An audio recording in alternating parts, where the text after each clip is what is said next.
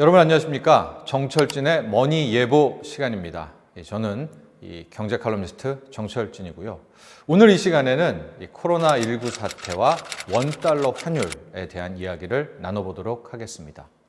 우리가 보통 이 환율이라고 이야기할 때는요, 이 두 개 국가의, 즉 두 개 통화의 상호 간의 비율을 뜻하는데요. 쉽게 말해서 통화 가치 이런 것들이라고 생각하면 될 것 같습니다. 따라서 우리가 원달러 환율이라고 하면 원화와 미국 달러와의 이 가치 체계, 이 가치 비중이 어떻게 바뀌느냐를 표기한다, 이렇게 보면 될 것 같은데요. 우리가 이 환율에 대한 이야기를 본격적으로 하기에 앞서서 먼저 기축통화라는 개념을 생각해야 될 것 같습니다. 이 기축통화라는 것은요, 현 시대뿐만이 아니라 과거 시대에 걸쳐서 그때 당시에 가장 센 국가, 쉽게 말해서 패권국의 통화를 얘기하는데요. 가령 로마 시대, 이 로마 제국 시대에는 로마의 이 데나리우스가 전 세계를 지배하는 기축 통화였고요. 스페인 제국 시대 때는 스페인의 금화가 전 세계적으로 통용이 됐습니다. 이후에 근래에 들어서는 영국의 파운드화가 있었고요. 그때는 물론 대영 제국의 시대였었죠. 이제 요즘에 이 현대 사회의 기축 통화는 여러분도 잘 알다시피 미국의 달러화입니다. 제가 왜 이 기축통화 이야기를 하냐면 우리의 원화는 우리 자체로 굉장히 소중하고 중요한 통화이기는 하지만 실은 글로벌 경제에 있어서는 원화 자체로만 홀로 설 수 없는 그런 측면이 있기 때문입니다. 가령 아주 단적으로 말해서요, 우리 원화를 수조 원을 싸들고 중동 국가에 가서 원유를 달라, 석유를 달라라고 했을 때 주지 않습니다. 오히려 이렇게 얘기를 하겠죠. 달러로 바꿔서 갖고 와라. 즉 달러를 달라. 그러면 석유를 줄게. 석유뿐만이 아닙니다. 금값도 그렇죠. 우리가 국제 금값은 다 달러화로 표기가 됩니다. 그래서 이 기축통화와 우리나라의 통화 간의 관계는 굉장히 중요하고요. 그렇기 때문에 이 환율, 특히 환율 중에서도 원달러 환율은 굉장히 투자뿐만이 아니라 한국 경제에 있어서 중요한 지표입니다. 자, 원달러 환율 보는 방법 잠깐 말씀드리면요, 이 달러, 즉 1달러당 얼마냐 이렇게 표기가 되지 않습니까? 가령 달러당 1,000원, 달러당 2,000원. 그랬기 때문에 위기라든가 혹은 우리나라 경제가 나빠졌을 때 우리 원화의 가치는 떨어지게 되고요. 이것은 결국 환율 상승, 즉 환율이 오르게 되는 그런 패턴으로 나타나게 됩니다. 또 우리나라 경제가 강해지고 여기저기 사람들이 원화를 찾으려고 원화 줘라 하게 되면은 달러와 원화에 있어서 원화 쪽의 인기가 높아지는 원화 강세가 나오고요. 이렇게 될 경우에는 달러로 표기되는 원화 값은, 즉 환율은 떨어지게 되는, 즉 환율 하락이 나옵니다. 그러니까 어떤 큰 위기라든가 전쟁이라든가 우리 한국 경제에 문제가 생겼다든가 그리고 코로나19 같은 이런 대전염병, 특히 이 대전염병이 중국 그리고 최근 우리나라처럼 이렇게 확산이 나왔을 때는 한국 경제의 위기로 보여지는 것이고 원화 약세, 환율 급등의 현상이 나오게 됩니다. 실제로요, 이 최근에 코로나19 전후의 원달러 환율을 한번 보겠습니다. 연초 들어서 분위기 되게 좋았죠. 1월 15일 날 이 원달러 환율은 1,153원이었습니다. 그러다가 중국에서 코로나19가 터지고 한국 경제도 위험하다 하면서 1,153원이었던 환율이 1,170원, 1,180원, 1,190원까지 갔고요.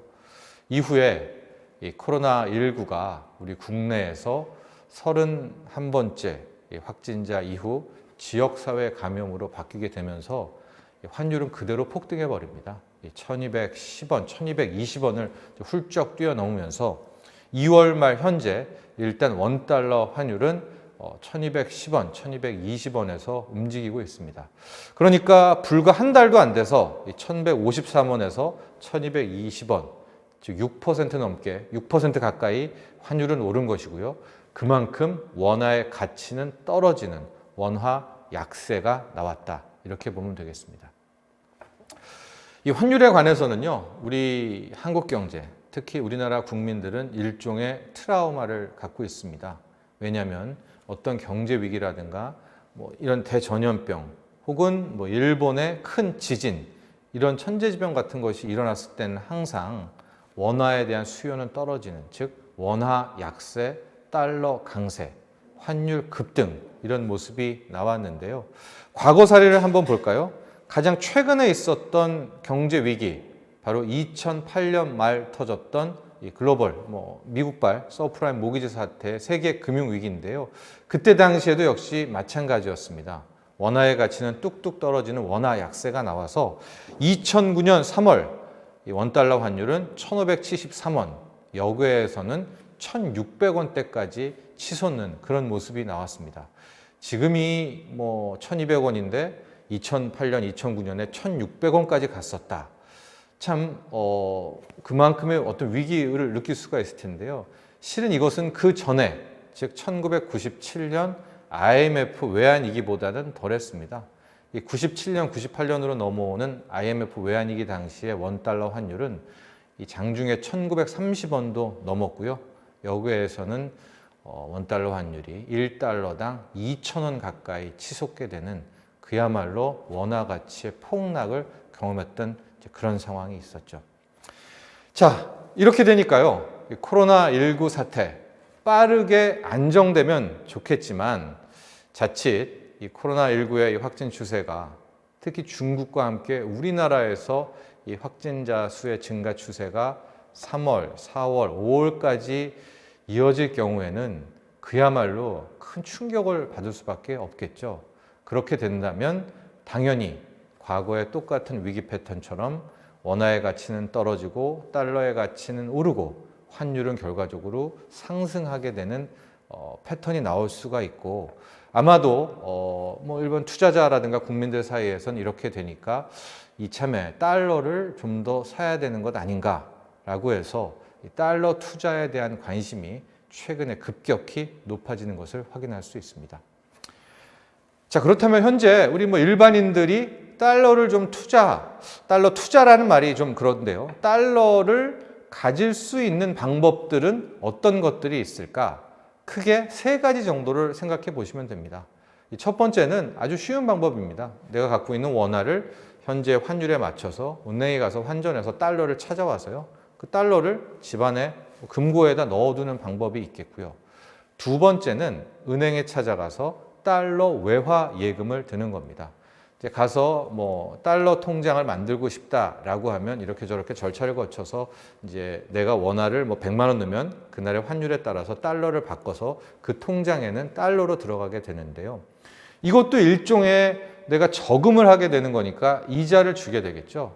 근데 이때 이자는 우리나라 이자에 맞춰지는 게 아니라 미국 기준금리에 맞춰지기 때문에 실제로 달러 외화 예금을 통해서 여러분들이 받을 수 있는 이자는 현재 거의 미미한 이제 그런 수준일 겁니다. 그러면 이 달러 외화 예금은 왜 가입하는 것일까? 그리고 큰 손들, 특히 개인 부자들은 왜 최근 들어서 달러 외화 예금을 그렇게 수십억씩 가입하는 것일까? 핵심은 바로 환차익에 있습니다.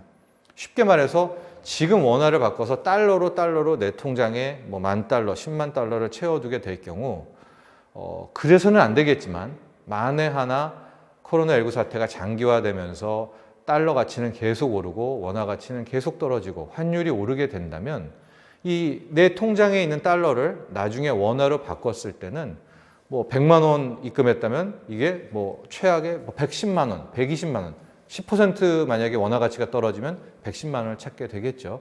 이런 구조의 환차익을 노리면서 외화 예금을 하는 건데요. 특히 현재 우리나라는 이 환차익 부분에 대해서는 비과세를 적용하고 있습니다. 그러니까 돈 많은 어떤 큰 손들 입장에서는 금융종합소득과세가 굉장히 걸릴 텐데 환차익만큼은 비과세로 처리된다고 하니 상당히 매력을 느낄 수밖에 없겠죠. 달러를 갖는, 이 달러를 투자하는 세 번째 방법은 증권사를 찾아가서 이 달러 RP, 환매조건부 채권을 사게 되는 겁니다. 달러 RP 하니까 조금 어려운데요. 쉽게 말해서 이 증권사에서 달러로 표기된 이 채권들을 개인에게 팔게 되는 건데 기존의 채권과는 좀 다르게 일정 시점이 지나면 반드시 되사주겠다, 환매를 받아주겠다라는 조건으로 파는 상품이 달러 RP입니다. 이 달러 RP의 장점은 똑같이 내가 달러로 갖고 있기 때문에 환차익도 얻을 수가 있고요. 아까 말한 이 달러 외화 예금에 비해서 달러 RP 같은 경우에는 상대적으로 받을 수 있는 이자율이 좀 더 높습니다. 2월 말 현재 시중 증권사에서 파는 달러 RP 같은 경우에 1년 정도의 만기를 가정했을 경우에는 한 2%까지 이자율, 이땐 수익률이라는 표현이 맞겠죠. 수익률을 제시하고 있기 때문에 여러분 중에서는 좀 더 길게 묵힐 분은 이 증권사의 달러 RP 쪽을 좀 더 생각해 보면 좋을 수도 있을 것 같다, 이렇게 말씀을 드립니다. 자, 그리고 마지막입니다. 여기서 가장 중요한 것은 역시 원달러 환율 전망이겠죠. 많은 분들은 두 가지 차원으로 이 달러를 접근합니다. 첫 번째는 시국이 하도 어수선하니까 내 자산을 지키기 위해서 일정 부분을 달러로 바꿔서 두는 분도 계시겠고요. 또 다른 분은 아주 사태 악화를 가정해서 이참에 달러로 큰 수익률을 올리겠다라고 해서 달러에 올인하는 그런 분도 계실 겁니다. 그런데 이 달러는요, 기본적으로 금과 마찬가지로 내 포트폴리오에 대체 투자, 이 대안 투자로 접근하는 것이 맞습니다. 가령 1997년 외환위기 때 원달러 환율이 2,000원까지 가면서 앞으로 그때 당시에 3,000원 간다, 4,000원 간다 하면서 전 재산을 올인했던 분들, 나중에 어떻게 됐을까요? 원달러 환율은 이 상황이 종료되면서 급격하게 떨어졌죠. 즉 폭락할 줄 알았던 원화의 가치는 다시 강세로 돌아서면서 나중에는 원달러 환율 2,000원 하던 게 800원까지 환율이 떨어지는 그런 상황도 나왔기 때문에 여러분들은 이 달러 역시도 전체 자산의 20%, 25%는 넘지 않게 보유하는 게 좋겠고요. 현재 상황에서 달러의 신규 투자는 좀 더 환율 추이를 바라보는 것이 어떨까, 지켜보는 것이 어떨까 권해드립니다. 제가 앞서서 이제 IMF 외환위기 때 1,900원에서 2,000원, 그리고 2008년 세계 금융위기 때 한 1,600원 정도로 왔는데요. 약간 기술적 분석을 통해서 현재 추세선의 밑에 나올 수 있는 밴드는 이번 사태에서는요, 1,250원에서 1,300원 정도까지입니다.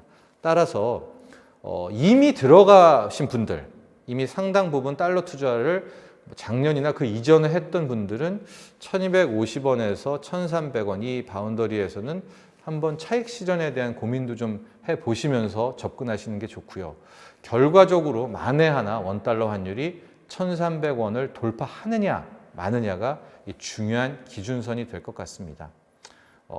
만에 하나 원달러 환율이 1,300원을 상향 돌파를 하고 그 이상으로 간다라고 하면 그것은 역설적으로 이 코로나19 사태가 3월 이후 꽤나 장기적으로 간다는 뜻이고요. 그렇게 된다면 실질적으로 환율은 더 오를 가능성이 있습니다.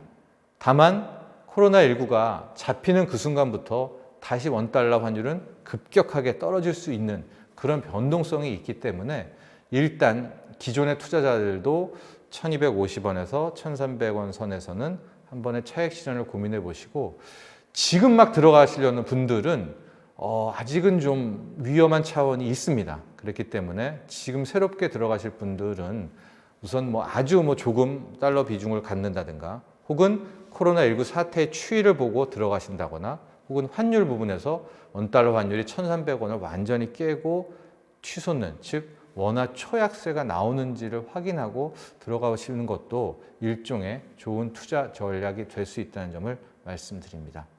부디 코로나19 사태가 빠르게 종식되기를 또 희망하면서 오늘은 여기까지 하겠습니다.